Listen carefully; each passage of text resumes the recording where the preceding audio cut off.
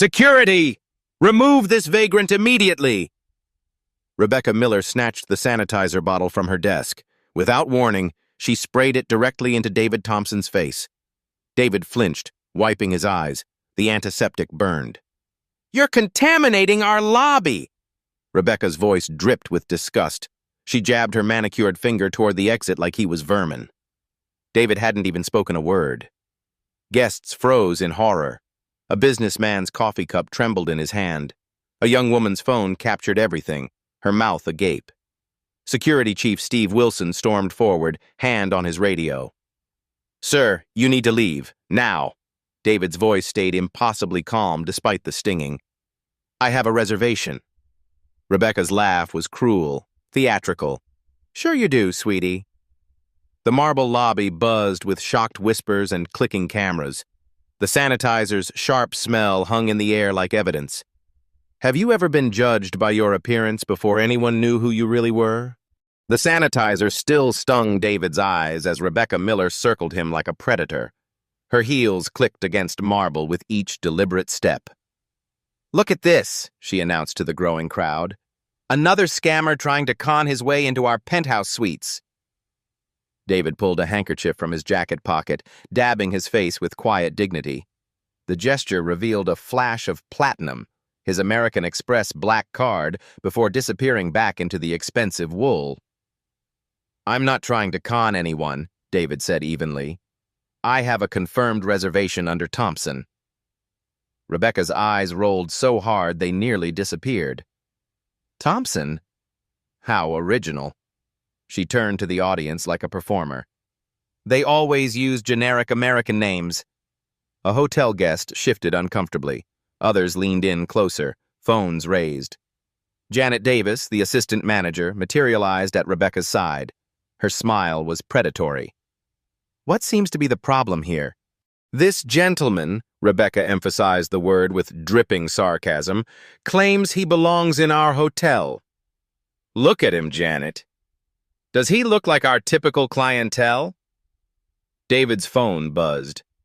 The screen briefly displayed board meeting reminder, 3 p.m.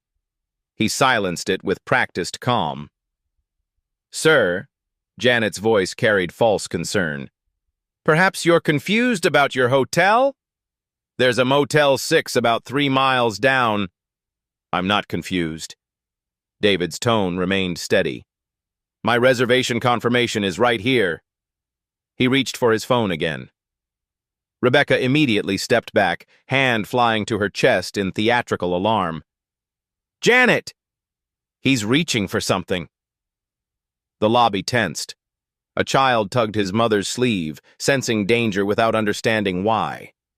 Steve Wilson materialized beside them, his security badge catching the chandelier light. "Sir, I need you to keep your hands visible." David slowly raised both palms. "I was reaching for my phone to show my confirmation email." "Sure you were," Rebecca muttered loud enough for everyone to hear. "That's what they all say."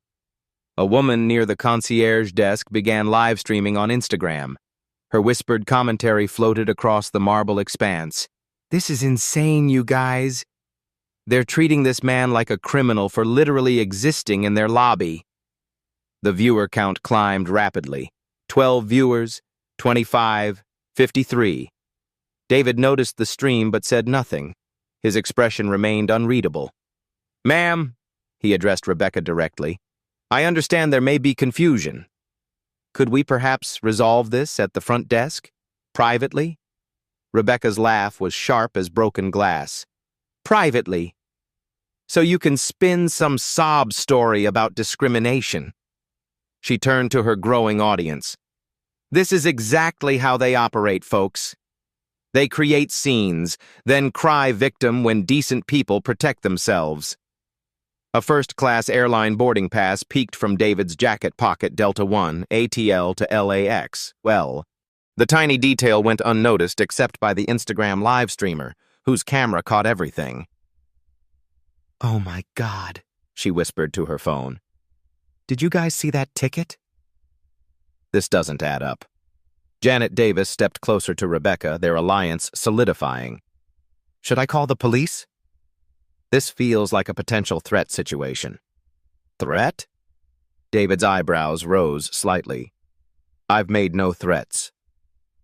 Your presence here is threat enough, Rebecca snapped. Our guests deserve to feel safe. The businessman who'd been drinking coffee finally spoke up. Excuse me, but this seems excessive. The man just wants to check in. Rebecca whirled on him. Sir, with respect, you don't understand the security challenges we face daily. People like this, she gestured dismissively at David, they target luxury establishments specifically. David's watch, a subtle Patek Philippe, caught the light as he checked the time. Another small detail, another piece of a puzzle no one was assembling yet. The Instagram stream hit 100 viewers. Comments flooded in. This is discrimination, pure and simple. Why won't they just check his reservation? Something's not right here. Steve Wilson's radio crackled. Wilson, report status. He keyed the mic without breaking eye contact with David. Potential trespassing situation in main lobby. Individual refusing to leave premises. I haven't refused anything, David said quietly. I've simply asked to check in. Rebecca pulled out her phone, holding it like a weapon. I'm documenting everything for our legal team. This is what harassment looks like, people. They come in here, make demands, then claim discrimination when we protect our business. The crowd had grown to nearly 20 people. Some defended David in hushed whispers. Others nodded along with Rebecca's performance. David remained perfectly still in the center of it all, a calm eye in the gathering storm. His phone buzzed again. This time, the screen showed a text from Michael Brown, GM. David's thumb hovered over the message but didn't open it. Not yet. The tension in the lobby had reached a breaking point. Every face was turned toward the unfolding drama. The live stream viewer count continued climbing. And David Thompson simply stood there, watching it all unfold with the patience of a man who held cards nobody knew existed. The Instagram live stream hit 500 viewers when Steve Wilson decided to end the standoff. Sir, I'm giving you one final opportunity to leave voluntarily. His hand moved deliberately to his radio. After that, we involve the police. David nodded calmly. I understand your position, but I'd like to speak with your general manager first. Rebecca's laugh could have shattered crystal. Michael Brown doesn't waste time with people like you. He's busy running a real business. The crowd pressed closer. Phones multiplied like digital vultures. The young live streamer adjusted her angle, catching everything in crisp HD.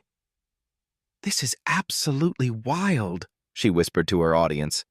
The man literally just wants to check into a hotel, and they're treating him like he's planning a heist. Janet Davis stepped forward, her smile razor-thin. Sir, you're creating a disturbance. Our guests are becoming uncomfortable. I notice I'm not the one shouting, David observed quietly. His calm response only inflamed Rebecca further. She turned to the assembled crowd like a prosecutor addressing a jury. Ladies and gentlemen, this is textbook manipulation. Notice how he stays calm? It's calculated. They train for this. An elderly woman near the elevator frowned. Train for what exactly? Scamming, Rebecca declared. They study our protocols, learn our weaknesses, then exploit our politeness against us. Steve Wilson's radio crackled again. Wilson, ETA on resolution? 3 minutes or we're calling HCPD, he responded, eyes locked on David. The live stream comments exploded. Record everything. This hotel is about to get sued. Where is the manager? Somebody needs to help this man. David checked his watch, the subtle Patek Philippe catching light again. The gesture was casual, but the live streamer's camera captured the expensive timepiece clearly. Guys, look at his watch, she whispered urgently. That's like a $50,000 watch. Something is seriously wrong with this picture. Her viewer count hit 1,000 and climbing. Rebecca noticed the growing online audience and played to it shamelessly. This is what we deal with every day, folks. They dress up, put on expensive accessories, probably fake, and try to intimidate honest working people. David's expression didn't change, but something flickered behind his eyes. Janet Davis pulled out her own phone, recording from a different angle. "I'm documenting everything for legal protection." These situations always turn into lawsuits. "Smart," Rebecca agreed loudly. "They'll claim we discriminated, file complaints, demand settlements." It's a whole industry. The businessman who'd defended David earlier stepped closer. "This is getting ridiculous. Just check his reservation." "We don't negotiate with scammers," Rebecca snapped. Steve Wilson moved behind David, effectively boxing him in. "Sir, you're surrounded by witnesses. If you resist removal, it becomes criminal trespass." David turned slowly, taking in the circle of faces. Hotel staff, security guests, cameras, everyone waiting for his next move. "I'm not resisting anything," he said clearly. "I'm simply standing here." His phone buzzed. The screen showed Michael Brown, GM, again. Then another text from Lisa Anderson, corporate. David glanced at both notifications but made no move to answer. The restraint was almost supernatural. Rebecca sensed victory. Her voice rose triumphantly. "See how they always have excuses? Always have someone to call? It's all part of the con." The live streamer's audience had grown to 1,500. Local news blogger at HTX News Now joined the stream, immediately boosting visibility. "Holy shit," the live streamer breathed, reading comments. "Channel 2 News is watching. This is going viral." Steve Wilson heard her and stiffened. "Ma'am, please stop recording." "It's a public space," she replied firmly. "First Amendment rights." Rebecca's confidence wavered slightly. Viral videos meant corporate attention. Corporate attention meant uncomfortable questions. But she'd gone too far to back down now. "Fine," she declared. "Let everyone see what we deal with. This is what discrimination actually looks like. Hardworking Americans being harassed by people who think they can intimidate their way into anything." David's phone buzzed a third time. "Emergency board meeting, 4 p.m. His thumb hovered over the notification. "See?" Rebecca pointed at his phone. "Always with the important calls." Probably calling his lawyer already. The crowd murmured. Some looked skeptical now. The details weren't adding up: the expensive watch, the first-class boarding pass, the calm demeanor under extreme pressure. Steve Wilson keyed his radio. "Dispatch, requesting HCPD unit to Grandview Grand, main lobby. Trespassing situation." "Copy that, Wilson. Unit en route. ETA 4 minutes." The announcement sent a shock through the crowd. This had escalated beyond public embarrassment into potential criminal charges. David closed his eyes briefly, as if making a difficult decision. When he opened them, something had changed. "Before the police arrive," he said quietly, "I'd like to make one phone call." Rebecca threw her hands up theatrically. "Of course!" The mysterious phone call. "Let me guess, your lawyer? Your civil rights organization? Your social media manager?" David pulled out his phone with deliberate slowness. Every eye in the lobby followed the movement. "Actually," he said, finger hovering over a contact, "I'm calling the owner." Rebecca's laughter was vicious. "The owner? Of what, your little scam operation?" David's finger touched the screen. The phone rang once, twice. On the third ring, a familiar voice answered, and in that moment, everything changed. "Michael, this is David Thompson. I'm standing in the lobby of our flagship property, and I need you down here immediately." The words hung in the air like a dropped bomb. Rebecca Miller's laughter died in her throat.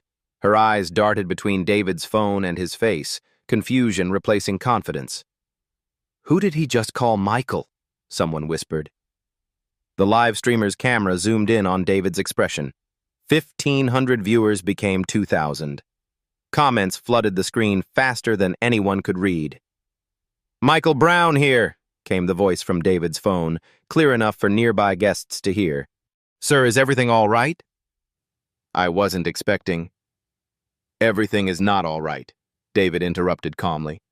"Your front desk manager just sprayed sanitizer in my face and called me a vagrant. Your security chief is preparing to have me arrested, and your assistant manager believes I'm running some kind of scam operation." Dead silence. Even the elevator music seemed to stop. Rebecca's face had gone white. Steve Wilson's hand froze on his radio. Janet Davis took an unconscious step backward. "Sir," Michael Brown's voice carried confusion through the phone speaker. "Could you repeat that?" "Someone sprayed—" David reached into his jacket with deliberate precision. Rebecca flinched, but instead of a weapon, he withdrew a business card. Ivory white. Embossed gold lettering. Simple, elegant, devastating. He held it up for the nearest camera. David Thompson, Chief Executive Officer, Grandview, Luxury Hotels and Resorts. The live streamer's phone nearly slipped from her trembling hands. "Oh my God," she whispered. "Oh my actual God." 2,000 viewers became 3,000. The comment section exploded. "No fucking way. He's the CEO? They're so fired. This is insane." Rebecca Miller stared at the business card like it was written in a foreign language. Her mouth opened and closed soundlessly. Steve Wilson's radio slipped from his nerveless fingers, clattering on the marble floor. Janet Davis gripped the reception counter for support, her knuckles white. The entire lobby held its breath. David spoke into the phone again, his voice carrying the quiet authority of absolute power. "Michael, I need you in this lobby in 60 seconds. Bring Lisa from HR. Bring our legal counsel if they're available."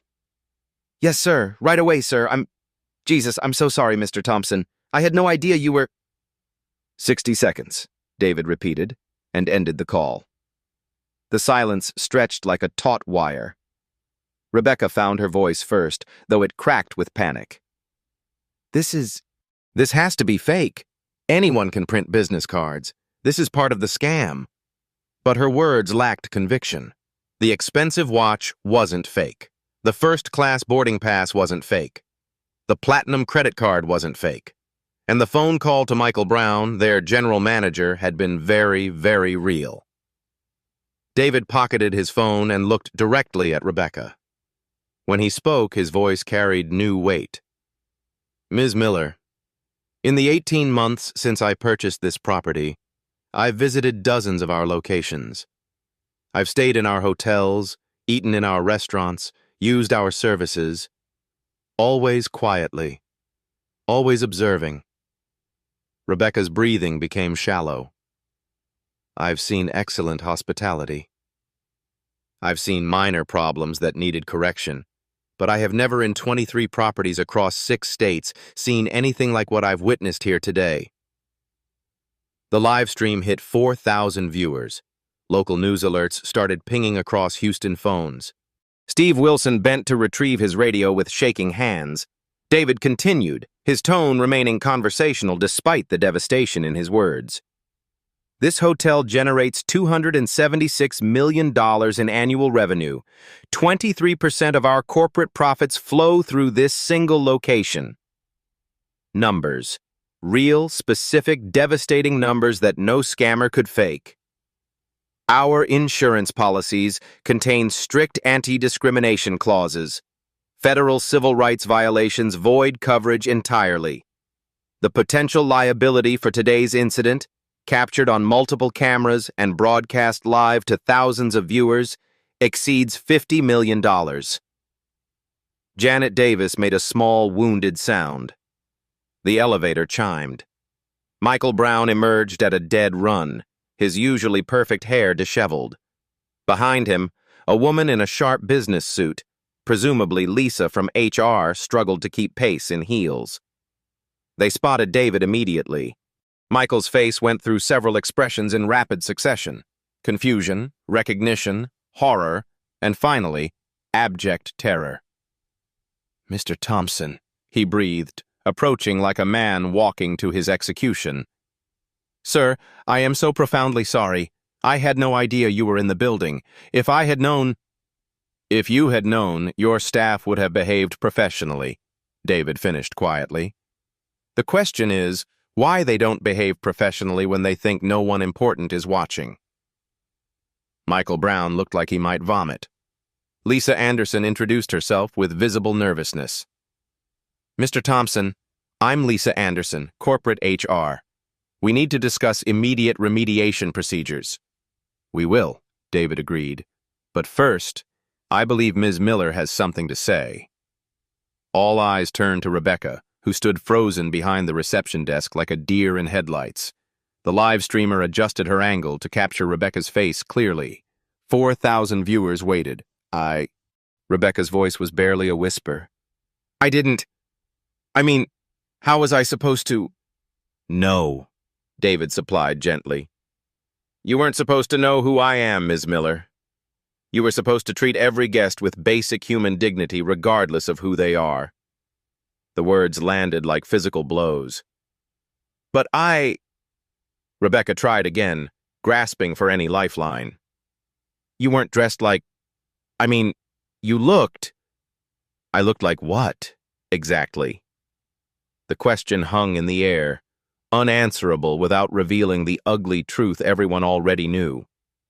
Rebecca Miller, front desk manager, company woman, defender of standards, had no words left. Behind her, the phone at the reception desk began ringing incessantly. News outlets, corporate headquarters, damage control teams mobilizing across the country. The story was already spreading beyond the live stream. Social media algorithms had latched on to the drama, pushing it toward viral status. But in that marble lobby, surrounded by witnesses and cameras, only one thing mattered. A black man in an expensive coat had asked to check into a hotel, and the world had watched what happened next. David Thompson turned to face the assembled crowd, his voice carrying the measured authority of a boardroom presentation. Ladies and gentlemen, you've witnessed something remarkable today. Not just discrimination, but institutional discrimination. The kind that exists in systems, not just individuals. The live stream hit 6,000 viewers. News vans were already en route. Michael Brown stepped forward desperately.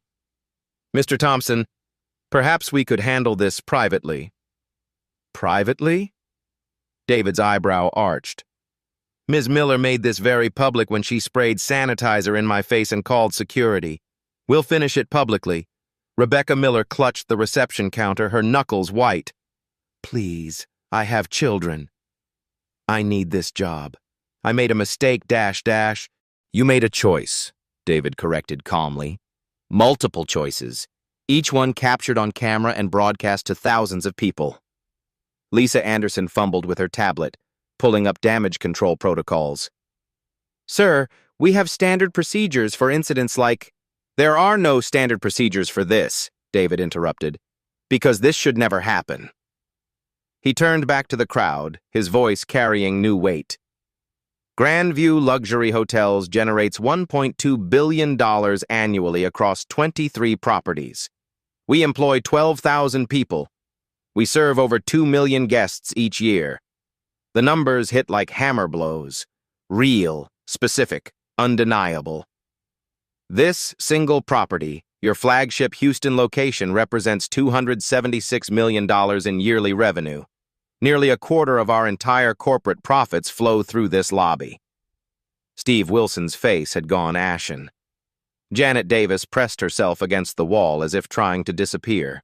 David continued methodically. Under Title II of the Civil Rights Act of 1964, public accommodations cannot discriminate based on race, color, religion, or national origin. The penalty for violations includes federal prosecution, civil lawsuits, and punitive damages. The live streamer zoomed in on David's face. His calm delivery made every word more devastating. Recent precedent includes a $12 million settlement against Hampton Hotels for similar discrimination. Marriott paid $8.5 million for racial profiling incidents. Those cases involved single complaints filed months after the fact. He gestured toward the phones recording everything. This incident has been witnessed by thousands of people in real time. The evidence is overwhelming and undeniable. Rebecca began crying quietly, mascara streaking down her cheeks. Our corporate insurance policies contain strict liability exclusions for discriminatory acts, David continued relentlessly. Claims arising from civil rights violations void coverage entirely. The company bears full financial responsibility. Michael Brown looked physically ill.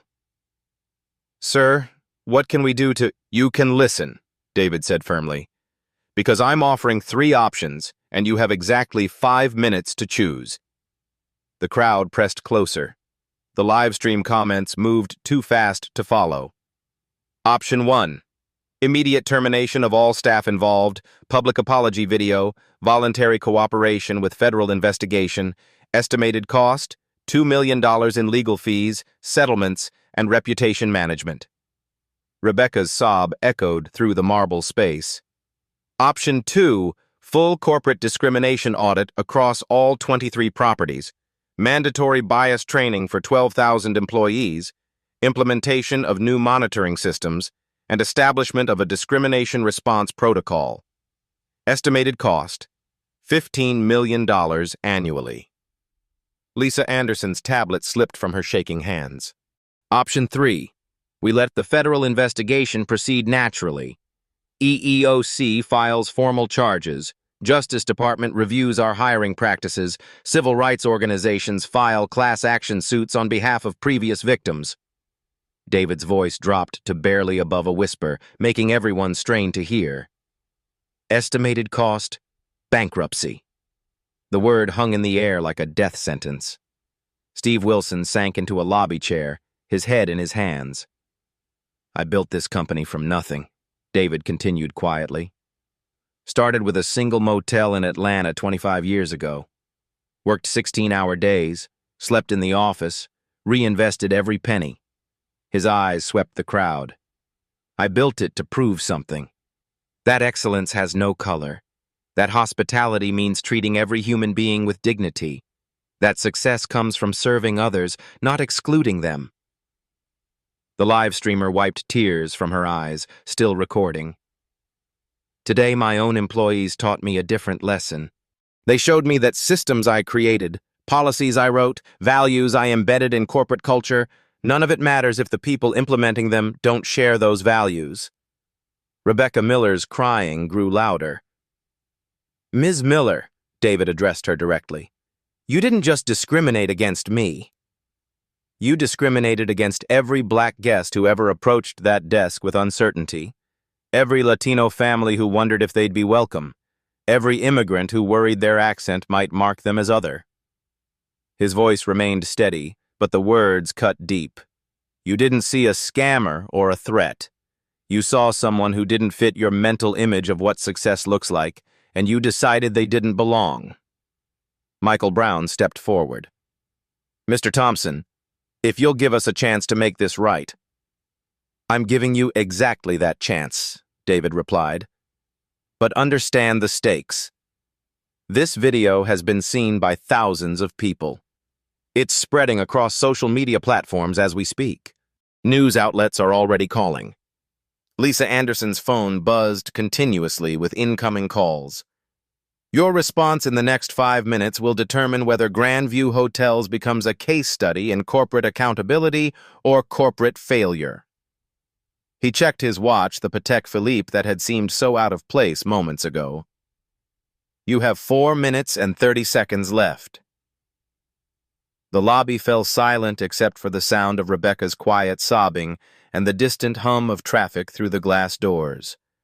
Michael Brown looked at Lisa Anderson. She looked at Steve Wilson. He stared at the floor. Everyone looked anywhere except at David Thompson, who stood in the center of the marble space like judgment incarnate. The live stream hit 10,000 viewers, and the clock kept ticking.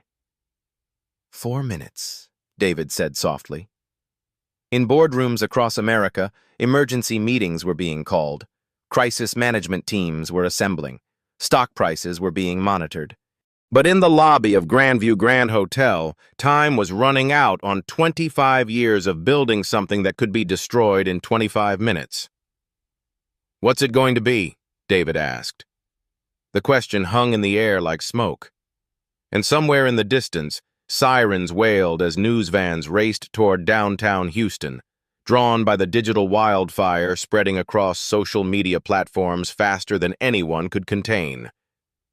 The reckoning had begun. Michael Brown's voice cracked when he finally spoke. "Option 1, sir. We choose option 1. David nodded slowly. "Ms. Miller, you're terminated effective immediately. Please surrender your badge and keycard to Mr. Brown." Rebecca's legs buckled. She gripped the reception counter to stay upright. "Please, Mr. Thompson. I have a mortgage. I have kids in school. I made a terrible mistake, but—" "You made a choice," David corrected quietly. "Multiple choices over several minutes while being recorded by dozens of people." This wasn't a split-second error in judgment. Lisa Anderson stepped forward with practiced efficiency. "Ms. Miller, you'll receive 2 weeks severance pay and COBRA continuation. Security will escort you to collect personal items." Rebecca looked around desperately, seeking support from her former allies. Janet Davis stared at the floor. Steve Wilson studied his hands. "Mr. Wilson," David continued, "you're suspended pending full investigation. Your security license will be reviewed by the Texas Department of Public Safety." Steve's shoulders sagged. 20 years of private security work ended by 10 minutes of poor judgment. "Ms. Davis, you're demoted to front desk associate, effective immediately. Mandatory sensitivity training, 12-month probation, and performance review every 30 days. Janet opened her mouth to protest, then closed it. She was lucky to keep any job at all. The live stream audience had swollen to 15,000 viewers. Comments poured in faster than the eye could follow. Justice served. This is how you handle discrimination. CEO of the year right here. Finally, some accountability. But David wasn't finished. "These individual consequences address today's incident," he announced to the crowd. "But the real problem is systemic. What you witnessed here doesn't happen in isolation."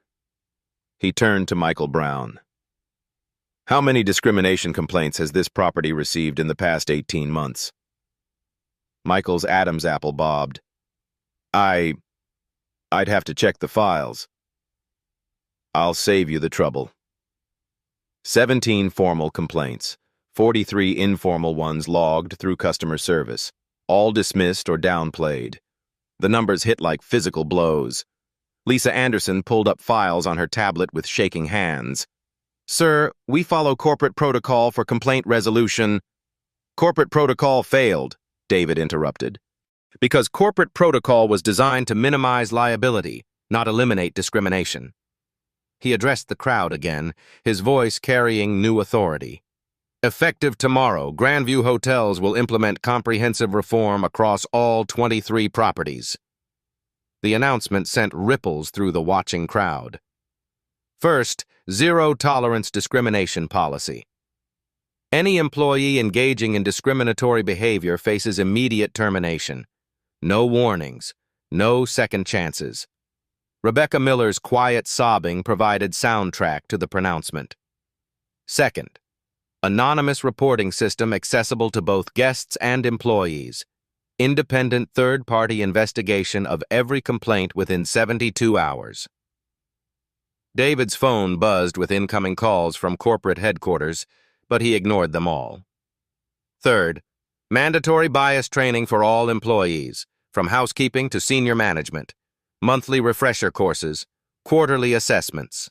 Annual certification required for continued employment. Janet Davis looked sick. The scope of change was staggering. Fourth, customer service standards complete rewrite. Every interaction monitored. Every guest treated with identical respect regardless of appearance, accent, or perceived economic status. The live streamer adjusted her angle to capture the faces in the crowd. Some nodded approvingly. Others looked shocked by the sweeping nature of the reforms. Fifth, technology integration. AI-powered interaction analysis monitoring all customer touchpoints. Real-time discrimination detection with immediate management alerts. Michael Brown's face went pale. The cost implications were enormous. Sixth, community partnership programs. Local organizations will conduct quarterly mystery shopper evaluations, external oversight to ensure accountability. David's voice rose slightly, carrying to every corner of the marble lobby. These changes will cost approximately $500,000 per property to implement. $12 million company-wide in the first year. Gasps echoed through the crowd. But discrimination lawsuits cost more. Federal investigations cost more. Reputation damage costs more, and moral bankruptcy costs everything. The words landed like hammer blows. Lisa Anderson found her voice. Sir, the board will need to approve expenditures of this magnitude. I am the board, David replied simply. Majority shareholder, controlling interest. These changes are not suggestions. His phone rang. The caller ID showed CNN breaking news desk.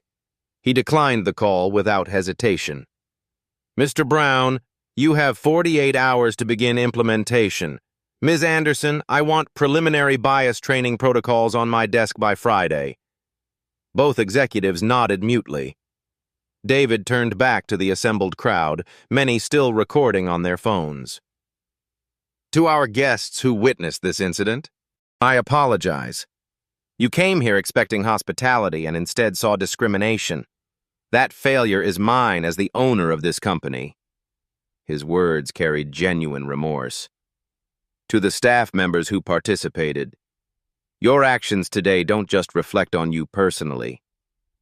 They reflect on every employee who works for this company, every guest who chooses our hotels, every shareholder who invested in our success. Rebecca Miller had stopped crying, listening with the hollow expression of someone whose world had just collapsed. To the thousands of people watching online, thank you for bearing witness. Discrimination thrives in darkness. It dies under scrutiny. The live stream comments exploded with support. This man is a legend. Every CEO should watch this. Real leadership in action. Respect earned, not demanded. David checked his watch one final time. The police unit that was called should arrive shortly. I'll explain that the situation has been resolved internally. As if summoned by his words, 2 Houston Police Department officers pushed through the hotel's glass doors, their expressions wary. Officers, David approached them calmly. I'm David Thompson, CEO of this hotel chain. There was a misunderstanding that's been resolved. No criminal charges will be filed. The senior officer looked around the lobby, at the crying woman, the shell-shocked security chief, the crowd of witnesses with phones. Sir, we received reports of a trespassing incident. The only trespass here was against human dignity, David replied quietly. And that's been addressed.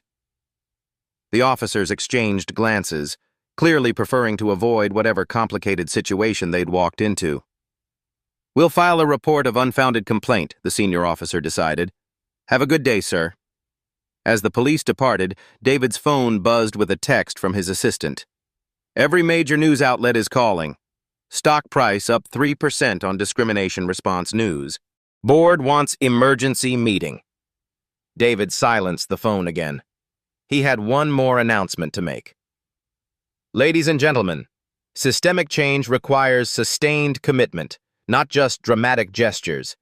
These reforms will be implemented, monitored, and enforced not because they're legally required, but because they're morally necessary. His eyes swept the crowd one final time. Excellence has no color. Hospitality knows no boundaries. And dignity is not negotiable. The marble lobby fell silent, except for the soft hum of air conditioning and the distant sound of traffic.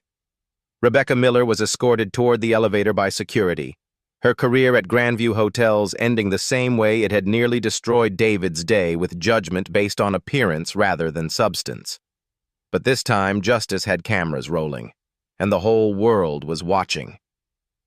6 months later, the Grandview Grand Hotel lobby looked exactly the same. The marble floors still gleamed. The chandelier still cast perfect light. The reception desk still commanded attention with its elegant curves. But everything had changed. David Thompson stood in the exact spot where Rebecca Miller had sprayed sanitizer in his face, watching his transformed staff interact with guests. A young black businessman approached the desk with confidence. The clerk, newly hired, extensively trained, smiled genuinely and processed his reservation without hesitation. No suspicious glances, no extra verification steps.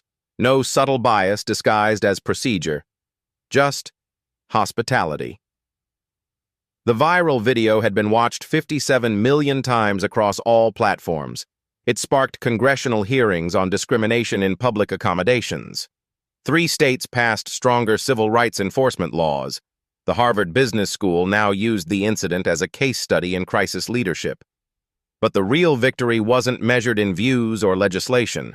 It was measured in moments like these, when dignity was simply assumed rather than earned.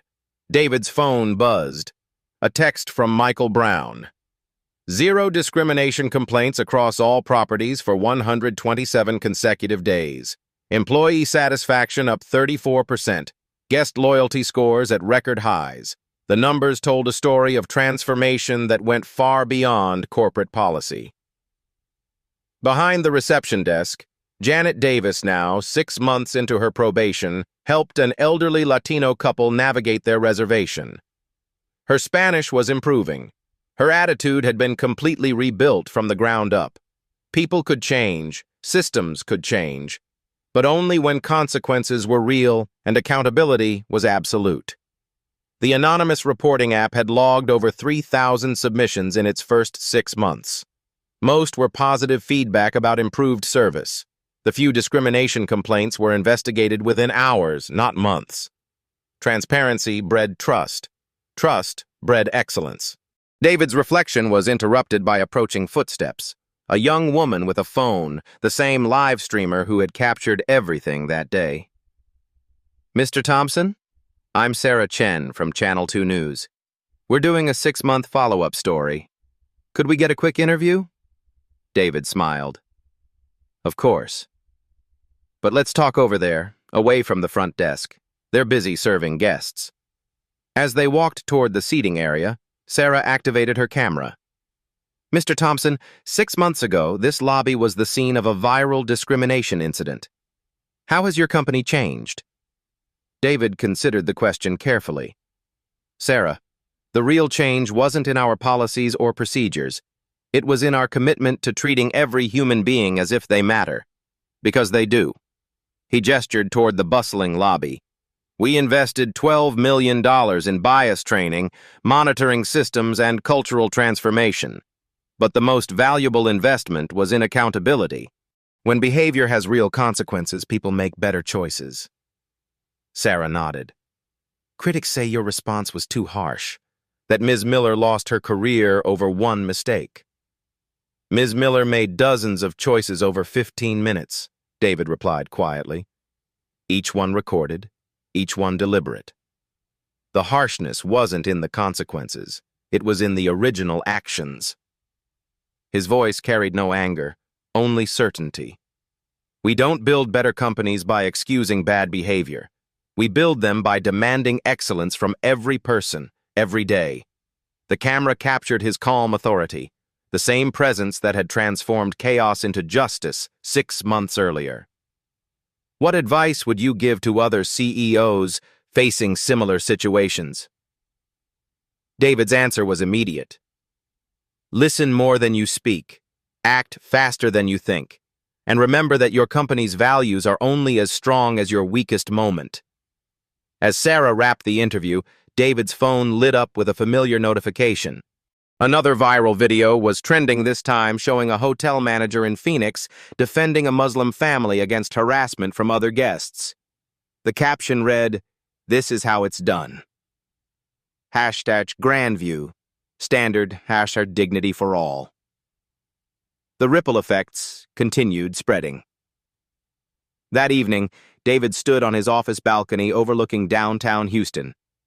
The city sparkled below, full of people from every background, every culture, every walk of life. His empire had grown stronger, not weaker, from the crisis.